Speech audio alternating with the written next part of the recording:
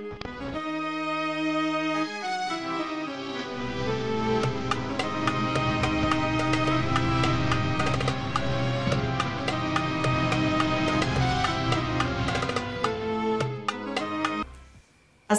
warahmatullahi wabarakatuh, teman pecinta sejarah, apa kabarnya hari ini? Mudah-mudahan dalam keadaan sehat dan selalu dalam lindungan Allah.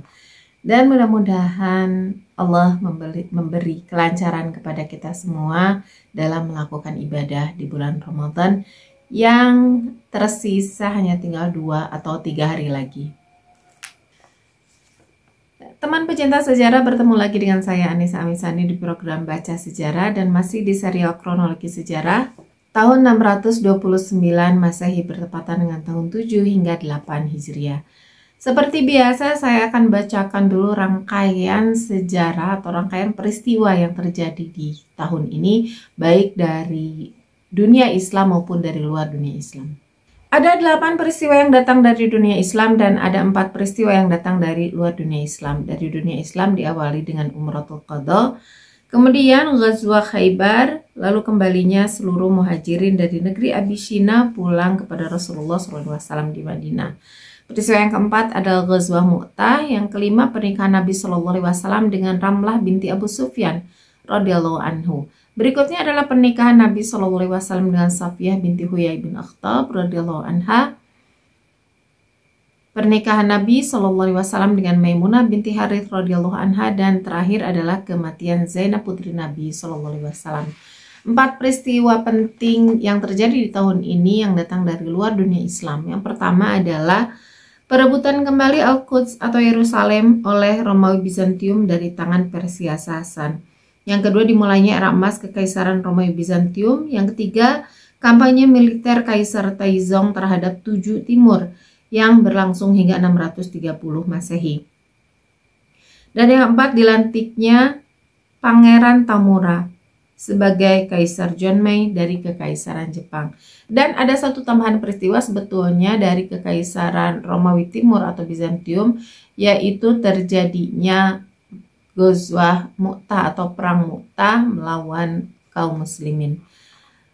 Hanya ini tidak dijelaskan kembali ya, karena ini bersinggung atau beririsan dengan kisah Perang Mu'tah dari kaum muslimin, sehingga tidak akan dijelaskan ulang ketika nanti kita menjelaskan tentang Romawi Bizantium. Dan teman pecinta sejarah, hari ini kita akan melanjutkan kisah atau melanjutkan membaca sejarah tentang Ghazwah Mu'tah, dan terakhir kita sudah sampai di persiapan tentara, baik tentara dari kaum muslimin maupun dari Romawi Timur, dan bahkan sudah terjadi kontak senjata di antara mereka, di antara pasukan kaum muslimin dengan 50 orang mata-mata dari Romawi Bizantium. Lalu apa yang terjadi selanjutnya, teman pecinta sejarah? Inilah sejarah Ghazwah Mu'tah selengkapnya. Hari ini kita masuk video ketiga ya tentang Ghazwah Mu'tah, dan sampai di judul Permusyawaratan Para Pemimpin Tentara Islam yang di buku yang di dalam buku yang menjadi rujukan kita, yaitu buku Kelengkapan Tarikh Nabi Muhammad SAW yang ditulis oleh Munawar Khalil. Judul ini ada di halaman 487. Mengulas peristiwa terakhir sedikit, yaitu terjadinya kontak senjata antara kaum muslimin dengan 50 orang yang dari Romawi Timur yang dipimpin oleh Sadus.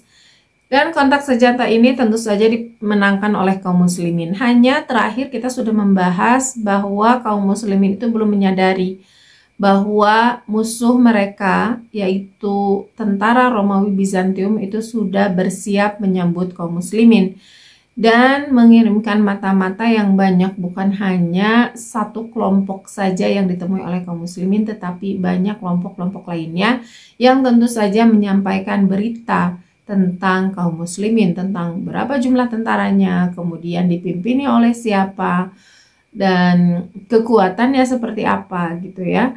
Itu telah sampai kepada pimpinan perang ya dari Romawi Timur, yaitu Syurahbil, juga sekaligus sebagai dia itu pelaku pelaku pembunuhan terhadap sahabat Al-Haris bin Umair Al-Azadi yang menjadi penyebab pertempuran Mu'tah ini.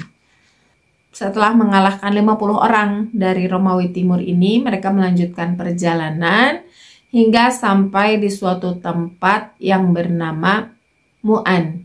Dan di tempat ini rupanya berita tentang kekuatan kaum musyrikin Romawi Timur, atau bukan kaum musyrikin ya, kekuatan tentara Romawi Timur jumlahnya terutama itu telah sampai beritanya kepada tentara kaum muslimin, para sahabat.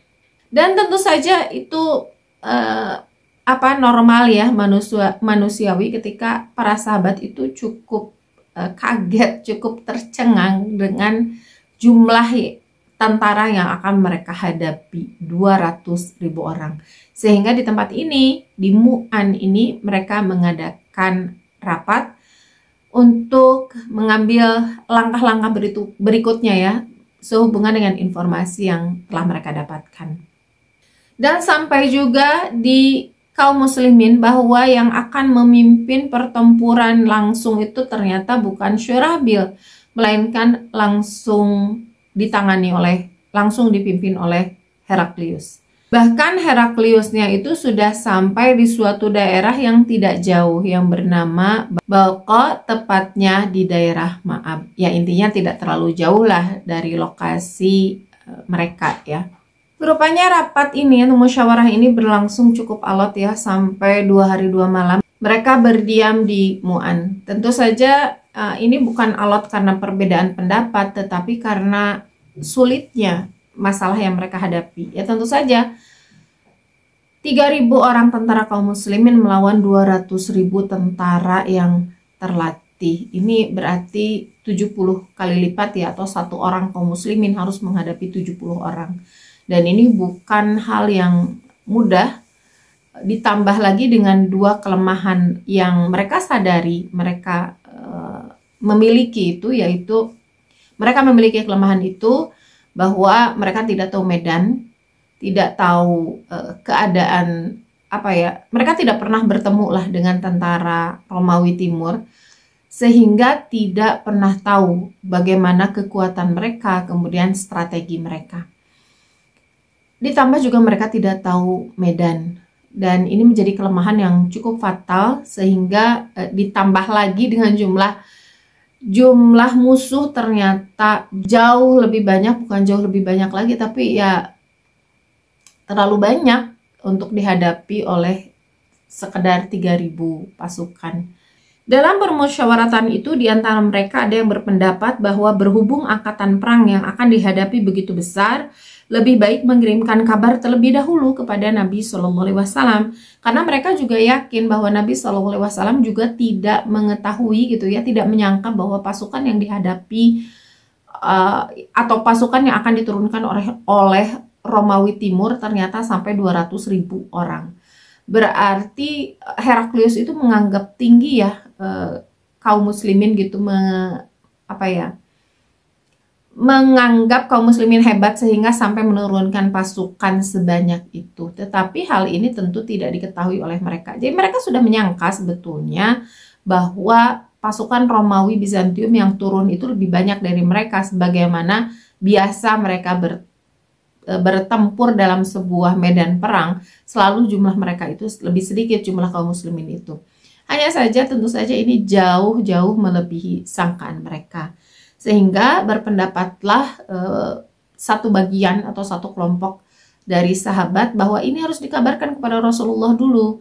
Dan kita tunggu instruksi dari Rasulullah SAW berikutnya, harus bagaimana kita.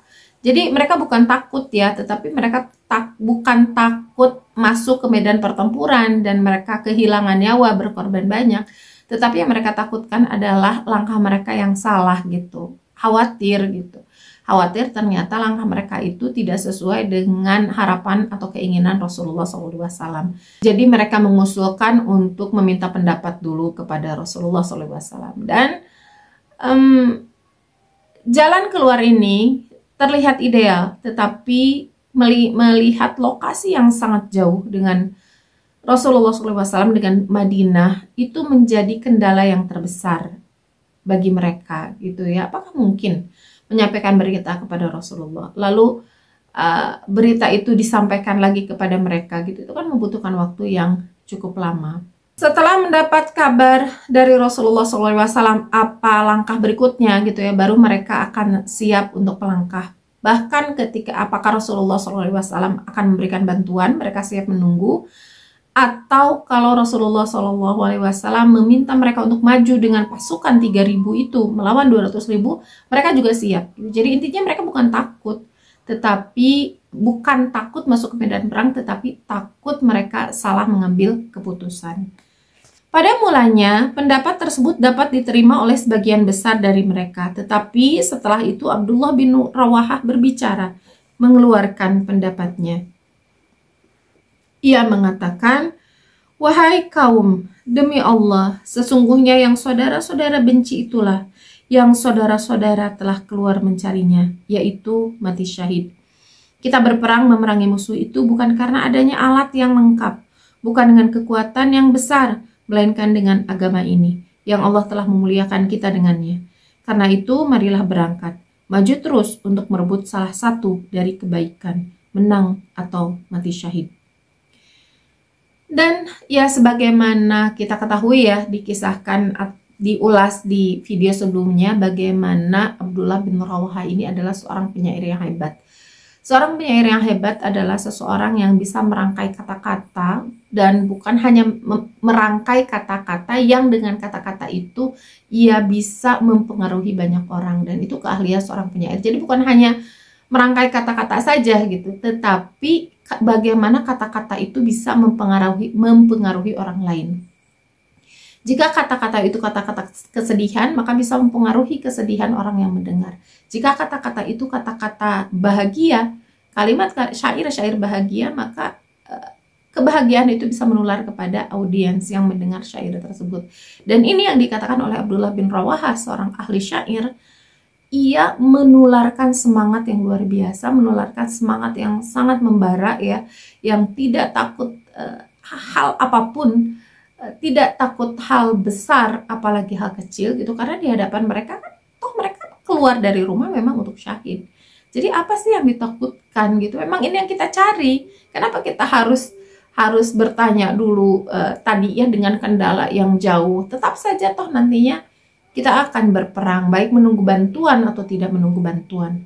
Dan kalimat-kalimat syair-syair yang kalimat-kalimat lah ya, yang dikeluarkan oleh Abdullah bin Rawahah ini ternyata berhasil membius banyak orang, membius pada waktu itu para sahabat yang mengikuti rapat musyawarah ya, mengikuti musyawarah tentang langkah yang harus diambil, dan pada akhirnya para sahabat itu bersuara bulat untuk membenarkan apa yang dikatakan oleh Abdullah bin Rawahah radhiyallahu anhum.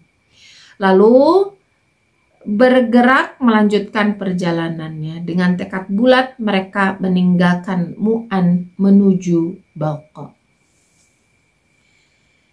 Di sini ada catatan kaki yang harus dibacakan ya. Menurut riwayat, sebelum Abdullah bin Rawahah berangkat bersama angkatan perang kaum muslimin, ia berpamitan bersama mereka kepada orang-orang yang mengantarkan keberangkatan mereka. Pada waktu itu ia menangis. Kemudian ia bertanyalah orang-orang kepadanya, "Mengapa engkau menangis?" Ia menjawab, "Demi Allah, aku menangis bukan karena aku cinta keduniaan dan bukan karena rindu kepada saudara-saudara, tetapi karena aku pernah mendengar Rasulullah SAW membaca satu ayat dari kitab Allah yang di dalamnya menyebutkan api neraka. Dan tidak seorang di antara kamu melainkan akan datang kepadanya adalah suatu kematian yang ditetapkan oleh Tuhanmu. Aku tidak mengerti apa dan bagaimana yang terjadi kepadaku sesudah datang itu." Jadi Abdullah bin Rawahah ini menangis bukan karena cinta dunia, cinta hidup di dunia, dan bukan karena selalu rindu berkumpul dengan kawan-kawannya, tetapi karena mengingat bunyi firman Allah yang pernah dibaca oleh Nabi SAW yang berarti, Setiap orang sekurang-kurangnya akan datang dan melihat api neraka, supaya mereka mengetahui bagaimana siksaan yang diderita oleh orang-orang kufur kepada Allah. Dengan ini sesuailah ucapan yang tersebut itu dengan ucapan yang dikatakan tatkala berpamitan. Jadi yang ditakuti oleh Abdullah bin Rawahah sekali lagi bukan kematian itu sendiri ya, tetapi hal yang terjadi sesudah kematian. Sehingga syahid itu kan jalan yang jalan pintas lah seseorang untuk tidak perlu dihisabkan ya. Karena yang mati syahid itu kan hidup di sisi Allah dan mereka bahkan tidak perlu dimandikan ketika dikuburkan. Ini karena keistimewaan mereka gitu ya, menjadi saksi di hadapan Allah bahwa mereka telah mengorbankan nyawa untuk Allah, untuk Rasulullah, untuk agama Islam. Dan dengan itu bisa bebas tuh jalannya, tidak akan ada lagi hisab dan ya sangat-sangat dimudahkan. Sehingga kata-kata Abdullah bin Rawahah berkaitan dengan hal ini, bahwa apa yang ditakutkan gitu dengan syahid itu, apa yang ditakutkan syahid itu kan cita-cita kita, biar kita bisa hidup di sisi Allah Subhanahu wa taala, dan itu adalah cita-cita tertinggi kita, supaya kita ya bisa masuk ke surga tanpa hisab sebagaimana yang dijanjikan oleh Allah Subhanahu wa taala. Jadi ya sudah, kita maju saja gitu, kita maju saja. Oh, kita memang mencari syahid dan kita akan syahid di sana gitu lah. Itu yang diucapkan oleh Abdullah bin Rawahah yang pada akhirnya diaminkan oleh para sahabat. Kita ke judul berikutnya, yaitu kedatangan tentara Islam di Mu'tah. Dari Mu'an, angkatan perang kaum muslimin terus berjalan menuju perbatasan kota Balqa. Baru saja mereka tiba di suatu tempat yang bernama Masyarif, di sebuah kampung yang terletak di tanah perbatasan. Terlihat oleh mereka barisan tentara Romawi yang besar itu. Padahal yang mereka lihat itu baru sebagian kecil ya, itu kan bagian depannya aja gitu, atau satu sisinya, belum keseluruhannya. Tapi mereka sudah merasa bahwa wih, pasukannya banyak banget gitu. Speechless lah sebanyak ini gitu. Kalau tadi kan dibayangkan 200.000 gitu hanya berupa angka, tetapi setelah melihat orang-orangnya, pasukannya demikian besar, cukup mengejutkan gitu bagi kaum muslimin. Padahal itu pun belum seluruhnya mereka lihat, baru sebagiannya saja. Sehingga tentara Islam itu lalu membelok ke suatu tempat yang bernama Mu'tah. Karena tempat inilah yang dipandang oleh angkatan perang kaum muslimin lebih baik dan lebih tepat jika dipergunakan untuk tempat pertahanan mereka daripada Masyarif. Dan di tempat inilah mereka mendirikan kemah-kemah dan membuat serta mengukur perlengkapan perang. Dan pada saat itu kaum muslimin sudah menyadari tentu saja bahwa pasukan Romawi itu kan sudah menempati lokasi lebih dulu ya. Maka sudah bisa dipastikan bahwa mereka sudah duluan mengatur strategi dan menguasai tempat. Dan ini menjadi salah satu poin keunggulan dalam sebuah pertempuran berhadapan seperti ini ya. Rata-rata siapa yang lebih dahulu menempati posisi lokasi pertempuran, maka kemungkinan besar maka kemenangan itu kemungkinan besar bisa diraih oleh pasukan yang pertama menempati lokasi tersebut.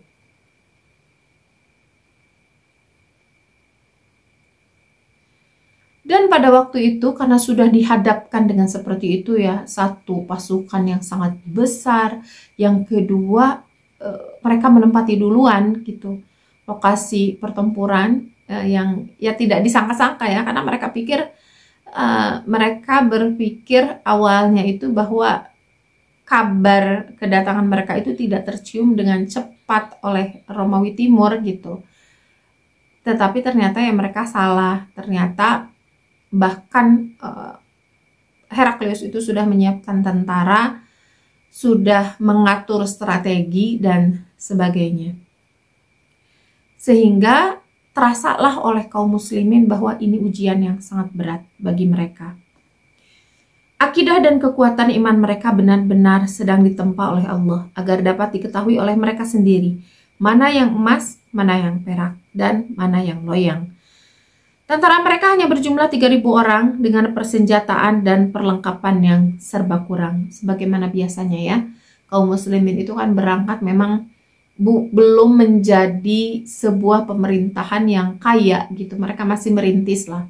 Ini baru 8 tahun berdiri pemerintahan Islam di Madinah, sehingga masih banyak kekurangan termasuk dalam hal persenjataan. Dan dalam setiap pertempuran, persenjataan kaum muslimin itu memang sangat kurang. Meskipun sudah ditambah ya dengan rampasan perang yang dari Khaybar, tetap saja jumlahnya itu tidak akan sama jika dibandingkan dengan perlengkapan perang tentara Romawi Bizantium. Tentara mereka hanya berjumlah 3.000 orang dengan persenjataan dan perlengkapan yang serba kurang. Meminta bantuan dari pusat pimpinan mereka di kota Madinah sangat sukar, dan kedatangan bala bantuan itu pun sangat sulit karena jarak antara mereka dan kota Madinah beberapa ribu kilometer jauhnya. Sedangkan angkatan perang musuh yang dihadapi telah berjumlah 70 kali lipat atau 200.000 tentara dengan persenjataan dan perlengkapan yang serba cukup dan sempurna dan sudah ada di hadapan mereka. Sehingga mereka tidak bisa mundur lagi sekarang. Kalau mereka mundur ya mereka terkejar dan itu tetap akan terbunuh gitu ya, dan itu merupakan kematian yang hina bagi mereka, sehingga ya sudahlah dihadapi saja gitu. Ini mundur kepada Rasulullah sudah tidak mungkin gitu. Jadi kesepakatan yang tadinya itu diambil gitu ya bahwa meminta pendapat Rasulullah SAW dulu itu tetap tidak bisa dilakukan kalaupun itu disetujui gitu, karena jarak dari lokasi menuju ke pusat pemerintahan di Madinah itu terlalu jauh dibandingkan dengan musuh yang ternyata tidak mereka sangka itu sudah ada di hadapan mereka. Kita dapat menggambarkan betapa berat ujian angkatan perang kaum muslimin pada waktu itu. Seandainya angkatan perang yang berkekuatan hanya 3.000 tentara dengan persediaan dan persenjataan seadanya berperang melawan angkatan perang yang berkekuatan 200.000 tentara dengan persediaan dan persenjataan serba lengkap, maka dalam waktu yang pendek mereka yang 3.000 tentara itu dapat dihancur binasakan. Akan tetapi angkatan perang kaum muslimin sebagai angkatan perang umat yang penuh dengan tauhid dan tawakal di dalam dadanya tidaklah merasa takut sedikit pun dan tidak pula ragu-ragu menghadapi angkatan perang yang berjumlah besar itu. Mereka sangat percaya kepada kebesaran dan kekuasaan Tuhan seluruh sekalian alam, sangat percaya terhadap bantuan dan pertolongan gaib, dan sangat percaya serta yakin bahwa Allah pasti menolong dan mencukupi segala kekurangan dan kebutuhan mereka, walaupun kesengsaraan harus ditempuh lebih dahulu. Masing-masing mereka telah berpendirian sebagaimana ucapan salah seorang pahlawan mereka, yaitu Abdullah bin Rawaha, menang atau syahid. Ya, pada akhirnya sebagaimana memang kita tahu ya keutamaan para sahabat, rasa apa ya yang tadinya kaget gitu, jadi berupa kaget saja gitu, tidak berbuah menjadi rasa takut, tidak berbuah menjadi gentar. Mereka langsung bertawakal kepada Allah Subhanahu wa Ta'ala karena pengalaman mereka ya sudah matang di medan pertempuran. Selalu sebagaimana sudah saya katakan, selalu jumlah mereka lebih sedikit dibanding lawan, tetapi selalu mereka mendapatkan kemenangan gitu ya. Dan kalaupun mereka pernah mendapatkan kekalahan di Uhud, itu bukan karena mereka tidak mendapatkan pertolongan Allah, tetapi sikap mereka lah yang mengingkari atau tidak taat terhadap pimpinan yang membuat pertolongan Allah itu tidak datang. Sementara itu dijadikan pelajaran oleh mereka, maka kali ini di perang Mu'tah mereka benar-benar membulatkan tekad, mereka benar-benar menjaga diri mereka agar tidak bermaksiat karena mereka mengharapkan pertolongan dari Allah Subhanahu wa Ta'ala, dan mereka yakin pertolongan dari Allah itu pasti akan datang. Dan memang benar pada akhirnya kaum muslimin ini bisa memenangkan pertempuran, teman pecinta sejarah, 3.000 orang ya lawan 200.000 orang. Pada akhirnya memang Allah berikan karunia kemenangan kepada mereka. Hanya saja apa dan bagaimana caranya 3.000 orang ini bisa menang, bahkan mereka kehilangan 3 orang panglimanya, tetapi pada akhirnya bisa memenangkan pertempuran. Apa dan bagaimana kisahnya ini akan kita sambung ya, dikisahkan di video berikutnya. Dan kita tutup sesi kali ini dengan beberapa hikmah yang bisa kita ambil dari secuil kisah perjalanan ini ya, bahwa tentang musyawarah, bagaimana mereka melakukan musyawarah. Kemudian ada dua pendapat. Yang pendapat pertama sebetulnya kan sudah disepakati ya, sudah bulat disepakati untuk minta bantuan. Tetapi setelah ada usul dari Abdullah bin Rawahah tentang ya menyemangati lah, maju aja gitu, dan mereka menyetujuinya. Lalu ketika mereka dihadapkan dengan musuh yang sangat besar, mereka tidak pandangan mereka tidak terarah ke Abdullah bin Rawahah gitu. Nggak ada mereka menyalahkan, kamu sih gitu ya, kamu sih wahai Abdullah, kenapa nyuruh kita menyuruh kita langsung menghadapi mereka. Ini lihat, sekarang kita tidak mungkin rasanya menghadapi 200.000 tentara yang bersenjata lengkap seperti ini, pakai baju zirah gitu ya. Kan tentara, kita bisa lihat ya gambar-gambar dari tentara Romawi, dada mereka gitu ya terlindungi oleh baju besi, oleh baju zirah, kemudian topinya juga dari besi, kemudian tameng, dan ya lengkap lah gitu. Bahkan sepatunya pun sepatu yang bisa melindungi mereka gitu dari kemungkinan terkena senjata. Sementara kaum muslimin ya benar-benar seadanya gitu. Hanya yang luar biasanya, para sahabat itu tidak mengembalikan semua keadaan itu kepada hasil syura gitu. Tidak ada satupun kalimat yang menyalahkan hasil syura. Ini syuranya yang salah, musyawarahnya yang salah. Harusnya kan sudah sepakat kita di awal bahwa akan memberitahu dulu, Rasulullah tidak akan maju dulu menemui atau menghadapi pasukan Romawi Timur gitu. Ini sangat bertolak belakang ya teman-teman pecinta sejarah dengan keadaan kaum muslimin sekarang, dimana ketika ada satu kejadian menimpa kaum muslimin gitu, jangan yang besar-besar seperti yang terjadi di Gaza misalnya ya, bagaimana negara-negara muslim itu saling berbeda pendapat gitu. Jangankan untuk mendukung, bahkan masih ada saja negara Islam yang tidak mendukung perjuangan Palestina gitu, bahkan menghina hak Israel. Dan itu peristiwa yang besar gitu. Untuk peristiwa yang kecil saja kita agak sulit ya untuk tidak saling menyalahkan di masa sekarang gitu. Selalu ada saja masyarakat misalnya yang saling menyalahkan. Misalnya ada satu keputusan itu di kolom komentar itu nggak bulat suaranya mendukung keputusan itu gitu ya. Untuk hal-hal yang kecil saja gitu ya, misalnya tentang fatwa MUI yang bukan masalah besar sebetulnya, misalnya tentang nyambung ke Palestina tadi ya, ke Gaza misalnya, tentang dukungan kepada Gaza, tentang boykot saja misalnya, itu kan ramai banget di kolom komentar, ramai banget masyarakat kita saling tidak mendukung gitu ya, padahal itu yang bermusyawarah adalah para ulama gitu ya. Dan pada waktu itu, pada sebelum pertempuran Mu'tah terjadi, ketika terjadi musyawarah di Mu'an, itu kan tidak 3.000 orang ikutan rapat semua. Yang ikutan musyawarah itu kan hanya perwakilan ya, beberapa orang saja, meskipun tidak disebutkan siapa-siapanya, tetapi ini pasti para pemimpin atau para orang-orang pentingnya lah yang mengikuti musyawarah. Dan tidak ada satupun prajurit yang menyalahkan hasil syura tersebut. Ini apa ya, keadaannya kayak bumi dan langit ya. Mereka langitnya, kita bumi ya. Bagaimana keadaan kita sekarang ini sangat jauh dengan keadaan pada masa itu. Dan poin ini menjadi salah satu sebab Allah memberikan kemenangan kepada mereka. Bagaimana mereka begitu taat dengan hasil syura, terlepas dari nggak ada itu. Padahal ini urusan yang urusan besar ya, menyangkut nyawa lah gitu, menyangkut kehormatan kaum muslimin, menyangkut kehormatan negara Madinah pada saat itu.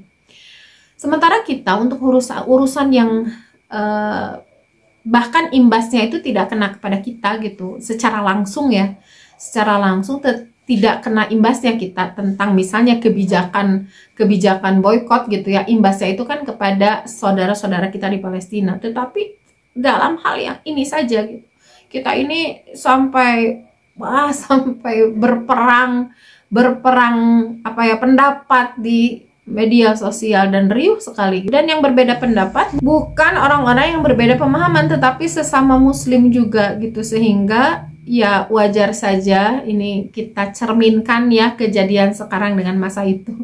Wajar saja ketika Allah itu belum berkenan ya memberikan kemenangan. Padahal kemenangan untuk kaum muslimin itu kan sesuatu yang pasti.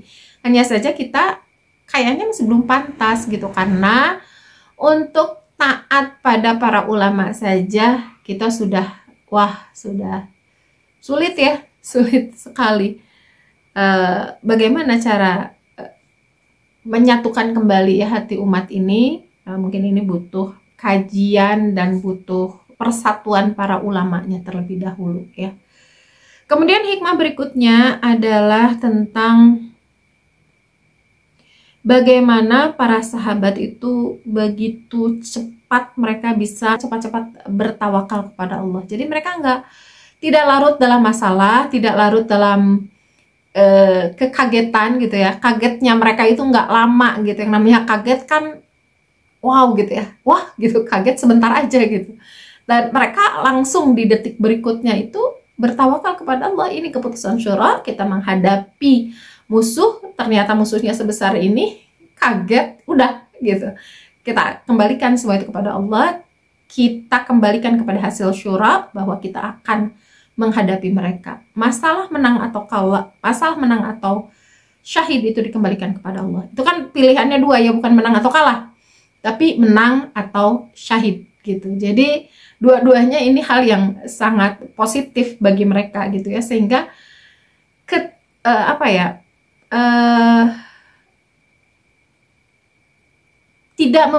mereka tidak membiarkan masalah itu membuat mereka, tidak membiarkan masalah itu menghentikan gerakan mereka.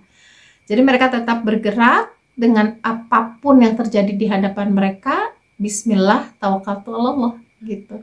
Dan ini luar biasa, yang mereka hadapi itu yang mereka hadapi bukan masalah yang kecil ya. Ini bukan masalah tentang kehilangan pekerjaan misalnya yang sebagaimana kita alami di masa sekarang ya, atau masalah tentang apalagi ya masa sekarang itu, kerepotan yang dialami,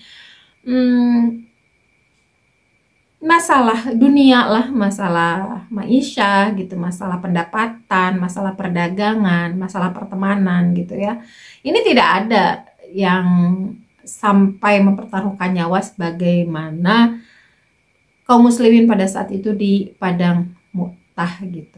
Tetapi kerelaan mereka untuk berkorban sampai sebesar itu, sampai pengorbanan yang paling besar yaitu mengorbankan nyawa, itu ringan saja bagi mereka gitu. Karena ya mungkin karena tujuannya itu ya karena Allah. Jadi ya Allah yang membuat hati mereka itu mudah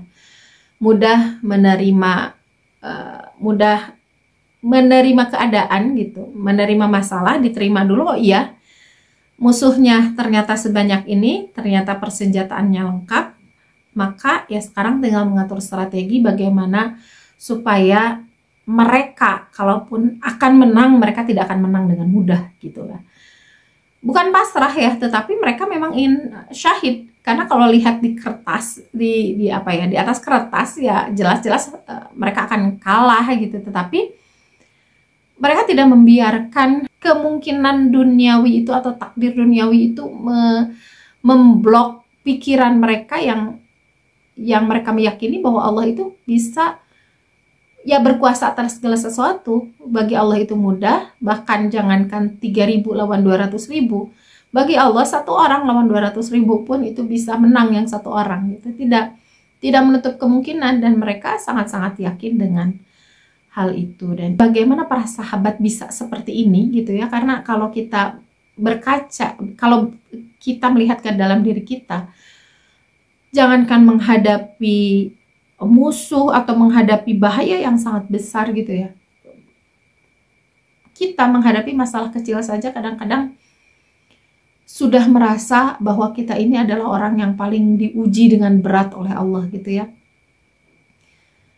Tapi bagaimana para sahabat bisa seperti itu gitu, dan tentu ini adalah didikan Rasulullah SAW yang tidak sebentar. Ini didikan Rasulullah, ini didikan Allah langsung kepada mereka yang tidak sebentar. Jadi para muhajirin contohnya ini kan 2 dari 3 orang yang dipilih menjadi panglima, 2 orang yang masuk Islam di awal-awal Islam itu muncul gitu. Jadi as-sabiqunal awalun. Sehingga mereka benar-benar bisa merasakan bagaimana pahit getirnya perjuangan Islam bisa sampai di titik itu, bahkan bisa sampai sekarang ini berhadapan dengan pimpinan peradaban pada masa itu. Mereka mendapatkan tarbiyah, mereka mendapatkan pendidikan langsung dari Allah, bagaimana mereka disiksa dulu di Mekah, bagaimana ya ditempa benar-benar lah, sebagaimana ibaratkan kita besi ya, besi itu kan bisa menjadi kuat, bisa menjadi senjata yang sangat tajam itu setelah mengalami berbagai tempaan yang luar biasa berat ya, dibakar dengan suhu yang 1000 derajat, kemudian sudah dibakar, sudah dipukul basukan lagi ke pembakaran, sudah merah, dipukul lagi gitu sampai mendapatkan ketebalan yang diinginkan gitu ya. Nah, para sahabat yang ikut Mu'tah juga seperti itu. Baik muhajirinnya tadi seperti tadi ya, mereka 13 tahun berjuang di Makkah. Bahkan Ja'far bin Abu Thalib itu ikut hijrah ke Habasyah, dan ini bukan sesuatu yang mudah juga, sudah dikisahkan ya tentang hijrah ke Habasyah, bagaimana perjalanannya berat, kemudian di sananya juga berat. Kemudian Zaid bin Harisah juga mengalami penyiksaan-penyiksaan, penderitaan-penderitaan, kemudian kelaparan juga ya. Jangankan Zaid bin Harisah, Rasulullah SAW juga mengalaminya. Dan Zaid bin Harisah juga tentu mengalami apa yang ditampakkan gitu ya kepada kaum muslimin.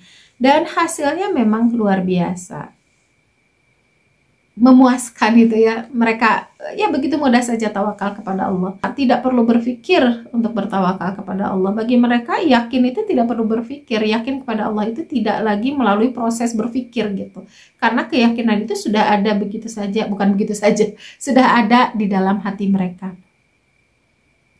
Termasuk juga sahabat Ansor, Abdullah bin Rawaha dan teman-temannya itu ikut serta dalam perjuangan Islam dari nol gitu. Dari ini kan membangun negara Islam itu kan di Madinah, dan mereka ikut pembangunannya di hari pertama gitu. Dan ya tentu saja mereka mengalami pahit getirnya ya, bagaimana berperang bersama Rasulullah, bagaimana mereka mendapatkan juga kelaparan meskipun tidak mendapatkan siksaan sebagaimana para muhajirin gitu, tetapi mereka juga sama ikut berjuang bersama Rasulullah, sehingga ya hasil seperti ini, keimanan yang luar biasa, akidah yang mendalam itu mereka dapatkan. Jadi pertanyaannya, haruskah kita menderita dulu sebagaimana para sahabat agar di dalam hati kita itu terdapat akidah yang dalam? Kemudian karena akidah itulah muncul persatuan umat Islam. Menurut Anda bagaimana, teman pecinta sejarah? Tulis masukan dan pendapat Anda di kolom komentar ya. Dan mudah-mudahan diskusinya bisa menarik dan bisa ada ide-ide gitu yang muncul, bagaimana sih caranya gitu ya kita umat Islam agar bangkit sebagaimana pada masa Rasulullah SAW. Itu saja sebagai penutup video hari ini, teman pecinta sejarah. Terima kasih sudah menyimak. Mohon maaf atas segala kekurangan. Ditunggu pendapatnya di kolom komentar. Jangan lupa juga untuk subscribe, like, dan share. Wassalamualaikum warahmatullahi wabarakatuh. Insya Allah bertemu lagi di video berikutnya. Dadah.